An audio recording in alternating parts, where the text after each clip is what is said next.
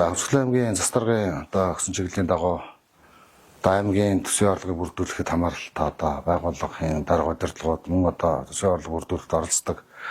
бац агч нарыг одоо амруулан 24 оны орлогынхаа одоо төлөвлөгөөг эрхэн биелүүлсэн талаарх одоо харилцаж за мөн одоо 25 оны орлогын төлөвлөгөө сар улирлаар чиг танган биелүүлэхэд тухайн одоо орлогыг оруулдаг хамааралтай одоо байгууллагын удирдлагууд бац агч нар хэрхэн ажиллах талаар одоо зөвлөмж чиглүүлж ярилцлаа. За энэ ярилцлагын үр дүнд 2025 онд одоо улирал болгон одоо орлогын үр дүнгээ тооцож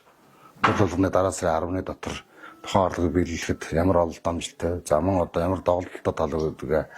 шуурхаа одоо хилцэж цааш дарга хэмжээгээ одоо дүгнэн шийдвэрлэж ажиллахаар шийдвэрлэлээ.